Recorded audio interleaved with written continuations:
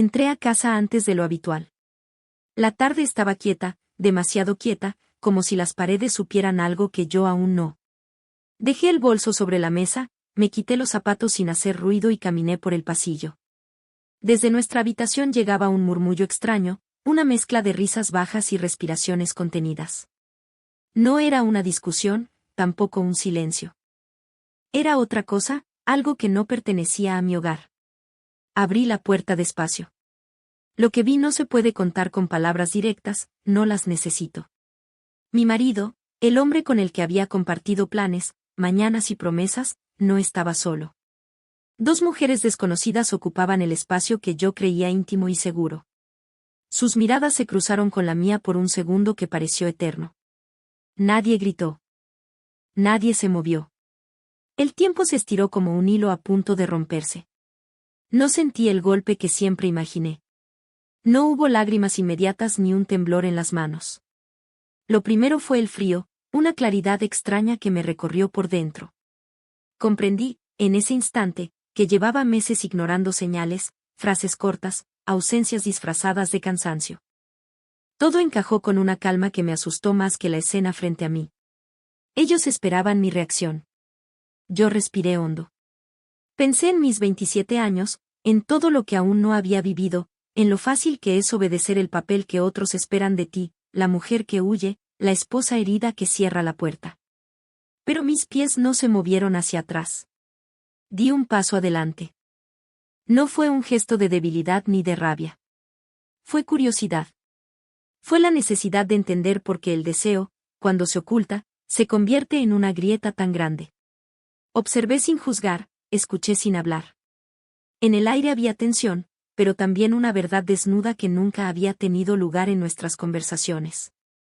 Me senté en el borde de la cama.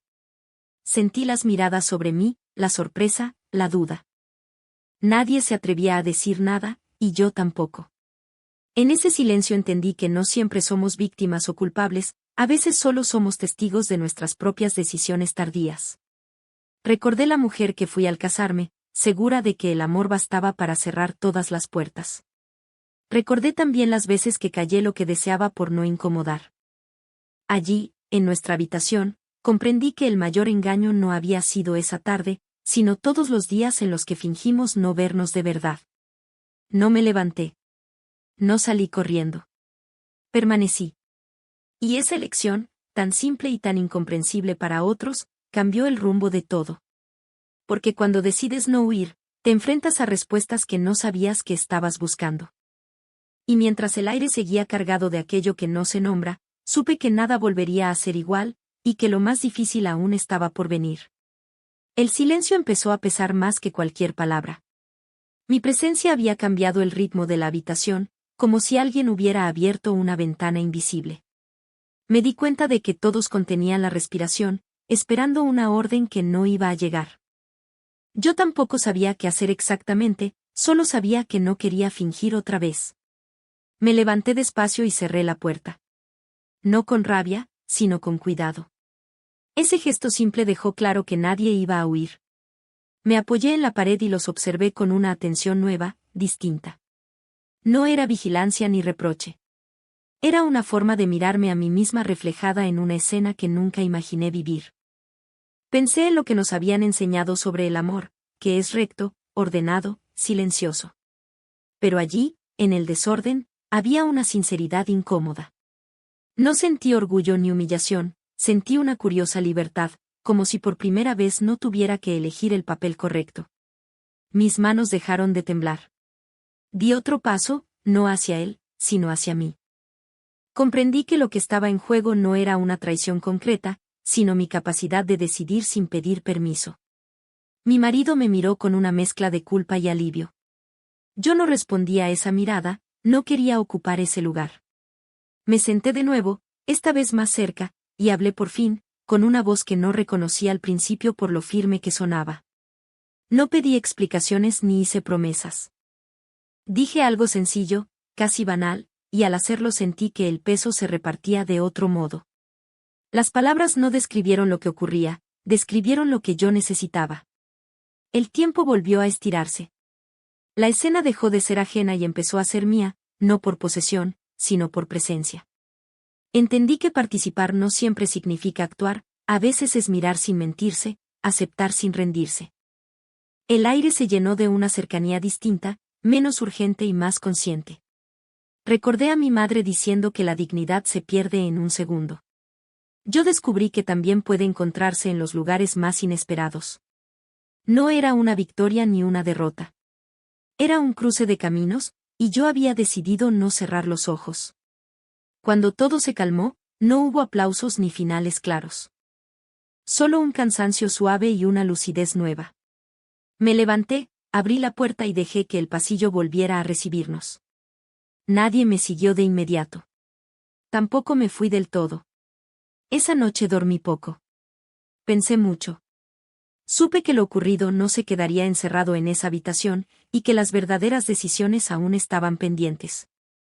Pero también supe algo más importante: por primera vez en mucho tiempo, había elegido desde un lugar honesto. Y esa elección, silenciosa y profunda, sería la que marcaría el final que aún no estaba escrito. El amanecer llegó sin anunciarse. La luz entró por la ventana como si nada hubiera pasado, y eso fue lo que más me sorprendió. El mundo no se detuvo por mi sacudida interior. Me senté en la cocina con una taza entre las manos, escuchando los sonidos habituales del edificio, y comprendí que la vida siempre continúa, incluso cuando uno siente que algo se ha roto para siempre. Cuando él apareció, su rostro ya no tenía máscaras. No hubo disculpas largas ni intentos torpes de justificar lo ocurrido. Nos sentamos frente a frente, dos personas que se conocían demasiado y, al mismo tiempo, muy poco. Yo hablé primero. No para reprochar, sino para poner nombre a lo que había sentido desde hacía tiempo: la distancia, el silencio cómodo, las preguntas evitadas. Aquella tarde solo había sido el espejo. No tomé decisiones impulsivas. No era el momento. Le dije que necesitaba espacio, no físico, sino mental. Necesitaba escucharme sin ruido alrededor. Él asintió. Por primera vez, no intentó convencerme de nada.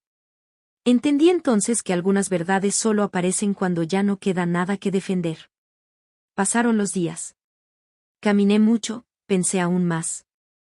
Recordé momentos buenos, risas auténticas, y también pequeñas renuncias que había aceptado sin darme cuenta.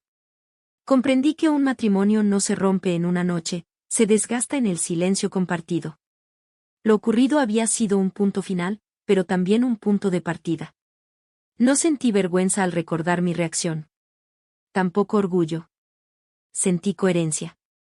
Yo había elegido no esconderme, y esa elección me permitió verme con claridad. Descubrí que no siempre se trata de perdonar o marcharse, sino de entender quién eres después de lo impensable. Una tarde regresé a casa y recogí algunas cosas. No todas. No cerré la puerta con dramatismo. Le dejé una nota breve, honesta, sin promesas ni amenazas. Necesitaba tiempo para reconstruirme lejos de las expectativas ajenas, incluso de las mías. Hoy, al mirar atrás, no cuento esta historia para provocar ni para justificar nada. La cuento porque aprendí algo esencial: la fidelidad más difícil es la que se tiene con una misma. A veces llega tarde, a veces llega de forma incómoda, pero cuando llega, ya no se puede ignorar. No sé qué será de nosotros mañana. Tampoco lo necesito saber. Me basta con esta calma nueva, con la certeza de haber atravesado el fuego sin perderme. Y aunque muchos no lo entiendan, yo sé que aquella noche, en medio del desconcierto, empezó el capítulo más honesto de mi vida.